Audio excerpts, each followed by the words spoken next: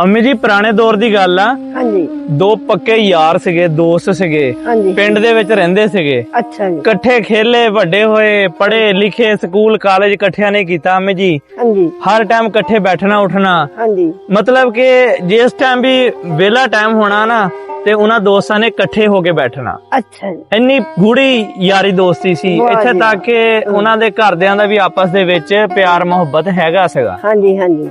ਅੱਛਾ, ਯਾਨੀ ਕਿ ਹੁੰਦਾ ਨਾ ਕਿ ਦੋਸਤ ਦੀ ਮਾਂ ਕਹਿਣੀ ਮੇਰਾ ਪੋਤਾ ਇਹ ਆਪਣੇ ਪੋਤੇ ਦੇ ਦੋਸਤ ਨੂੰ ਕਹਿਣਾ। ਹਾਂਜੀ। ਹਾਂਜੀ। ਏਦਾਂ ਹੀ ਉਹਦੀ ਦੂਸਰੇ ਦੀ ਮਾਂ ਨੇ ਕਹਿਣਾ ਕਿ ਆ ਮੇਰਾ ਪੋਤਾ ਇਹ। ਹਾਂਜੀ। ਹਾਂਜੀ। ਅਮੀ ਜੀ ਇੱਕ ਦਿਨ ਕੀ ਹੋਇਆ, ਹਾਂਜੀ। ਰਾਤ ਦੇ ਕੋਈ 12-1-2 ਦਾ ਟਾਈਮ, ਮਤਲਬ ਰਾਤ ਟਿਕੀ ਹੋਈ। ਹਾਂਜੀ। ਹਾਂਜੀ। ਅਮੀ ਸਰਦੀਆਂ ਦੇ ਦਿਨ ਹਾਂਜੀ।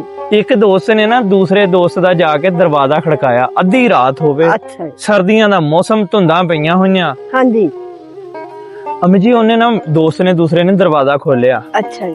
ਕਹਿੰਦਾ ਕੀ ਗੱਲ ਆ ਭਰਾਵਾ, ਖੈਰ ਆ ਤੂੰ ਇਸ ਟਾਈਮ ਆਇਆ? ਹਾਂਜੀ। ਹਾਂਜੀ। ਕਹਿੰਦਾ ਯਾਰ ਮੈਂ ਬੜਾ ਪਰੇਸ਼ਾਨ ਆ। ਕਹਿੰਦਾ ਖੈਰ ਹੋਵੇ ਕੀ, ਮੈਨੂੰ ਤੂੰ ਹੁਕਮ ਕਰ, ਮੈਨੂੰ ਤੂੰ ਗੱਲ ਦੱਸ। ਉਹ ਕਹਿੰਦਾ ਯਾਰ ਮੈਨੂੰ ਨਾ ਪੈਸਿਆਂ ਦੀ ਜ਼ਰੂਰਤ ਸੀ। ਉਹ ਕਹਿੰਦਾ ਤੂੰ ਹੁਕਮ ਕਰ, ਕਿੰਨੇ ਚਾਹੀਦੇ ਆ? ਕਹਿੰਦਾ ਮੈਨੂੰ 1 ਲੱਖ ਰੁਪਇਆ ਚਾਹੀਦਾ। ਅੱਛਾ ਜੀ।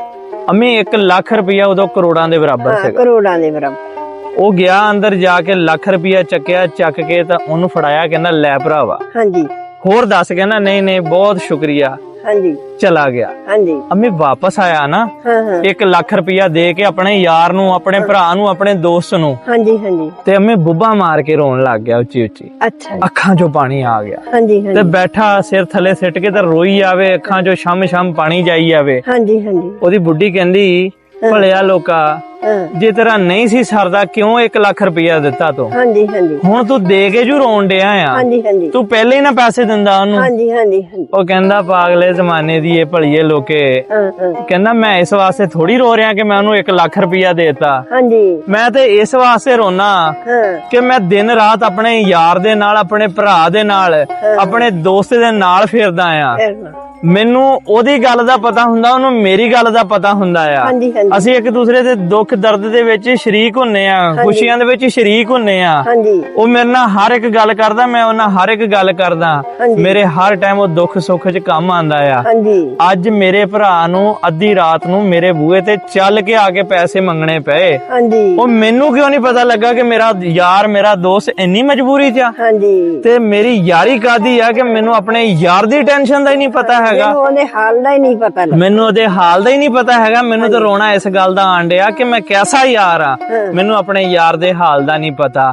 ਅੰਮੀ ਉਹ ਜ਼ਮਾਨਾ ਸੀ, ਉਸ ਜ਼ਮਾਨੇ ਦੇ ਯਾਰ ਦੋਸਤ ਹੁੰਦੇ ਸੀ। ਹਾਂਜੀ। ਅੰਮੀ ਭਰਾਵਾਂ ਨਾਲੋਂ ਵੱਧ ਹੁੰਦੇ ਸੀਗੇ। ਹਾਂਜੀ। ਅੱਜ ਕੱਲ ਤੇ ਇੱਕ ਖਾਂਦਾ ਆ ਨਾ ਤਾਂ ਦੂਸਰੇ ਨੂੰ ਕਹਿੰਦਾ ਮੇਰੇ ਯਾਰ ਨੂੰ, ਮੇਰੇ ਦੋਸਤ ਨੂੰ ਪਤਾ ਨਾ ਲੱਗ ਪਤਾ ਜਾਵੇ। ਨਾ ਲੱਗੇ। ਬਲਕਿ ਅੰਮੀ ਅੱਜ ਕੱਲ ਤੇ ਯਾਰੀਆਂ ਦੋਸਤੀਆਂ ਹੀ ਉਹ ਰਹਿ ਗਈਆਂ। ਜੇ ਕੋਈ ਚੰਗਾ ਖਾਂਦਾ ਪੀਂਦਾ ਤੇ ਉਹਦੇ ਹਜ਼ਾਰਾਂ ਦੋਸਤ ਆ। ਹਾਂਜੀ। ਉਹੀ ਅਗਰ ਥੋੜਾ ਗਰੀਬ ਹੋ ਜਵੇ, ਹਾਂਜੀ। ਗੁਜ਼ਾਰਾ ਕਰਨ ਲੱਗ ਜੇ ਤੇ ਲੈ ਦੂਰ ਹੁੰਦੇ ਸਾਰੇ ਦੂਰ ਹੋ ਜਾਂਦੇ ਦੂਰ ਆ। ਹੋ ਜਾਂਦੇ। ਤੇ ਇਸ ਵਾਸਤੇ ਮੇਰੇ ਭੈਣ ਭਰਾਵੋ, ਯਾਰ ਯਾਰਾਂ ਦੀਆਂ ਬਾਹਾਂ ਹੁੰਦੇ ਆ, ਭਰਾ ਭਰਾਵਾਂ ਦੀਆਂ ਬਾਹਾਂ ਹੁੰਦੇ ਆ। ਹਾਂਜੀ। ਯਾਰਾਂ ਨਾਲ ਬਹਾਰਾਂ, ਹਾਂਜੀ। ਆਪਣੇ ਯਾਰਾਂ ਨੂੰ ਕੰਡ ਨਹੀਂ ਕਰਨੀ। ਇਹ ਨਹੀਂ ਸੋਚਣਾ ਕੋਈ ਗਰੀਬ ਆ, ਉਹ ਮੈਂ ਤੇ ਬੜਾ ਪੈਸੇ ਵਾਲਾ ਆ। ਹਾਂਜੀ। ਇਹ ਅੱਲਾਹ ਤਾਲਾ ਦੀ ਬਾਰਗਾਹ ਦੇ ਵਿੱਚ ਦੁਆ ਕਰਿਆ ਕਰੋ ਕਿ ਅੱਲਾਹ ਤਾਲਾ ਕਿਸੇ ਨੂੰ ਪਰੇਸ਼ਾਨੀ ਨਾ ਦੇਵੇ। ਹਾਂਜੀ। ਤੇ ਅਗਰ ਤੁਸੀਂ ਠੀਕ ਠਾਕ ਹੋ ਤੇ ਆਪਣੇ ਦੋਸਤ ਦੀ, ਆਪਣੇ ਯਾਰ ਦੀ ਪਰੇਸ਼ਾਨੀ ਨੂੰ ਸਮਝਿਆ ਕਰੋ। ਹਾਂਜੀ। ਬਾਜ਼ ਦਫਾ ਮੈਂ ਦੇਖਿਆ ਠੀਕ ਠਾਕ ਬੰਦਾ ਹੁੰਦਾ, ਉਹਦੇ ਨਾਲ ਦੂਸਰਾ ਵਿਚਾਰਾ ਮਜਬੂਰ ਹੁੰਦਾ ਆ। ਹਾਂਜੀ। ਉਹ ਆਪਣਾ ਕੰਮ ਛੱਡ ਕੇ ਵੀ ਦੂਸਰਾ ਆਏਗਾ, ਗੱਡੀ ਬ੍ਰੇਕ ਮਾਰੇਗਾ, ਚੱਲ ਯਾਰ ਇੱਧਰ ਨੂੰ ਚੱਲੀਏ। ਉਹਨੇ ਨਹੀਂ ਦੇਖਣਾ ਕਿ ਮੇਰੀ ਦਿਹਾੜੀ ਰਹਿ ਜਾਣੀ ਹੈ, ਹਾਂਜੀ। ਹਾਂਜੀ। ਮੇਰੇ ਰਾਤ ਨੂੰ ਬੱਚੇ ਭੁੱਖੇ, ਠੀਕ ਆ ਭਰਾਵਾ ਚੱਲ ਚੱਲੀਏ। ਚਲੋ।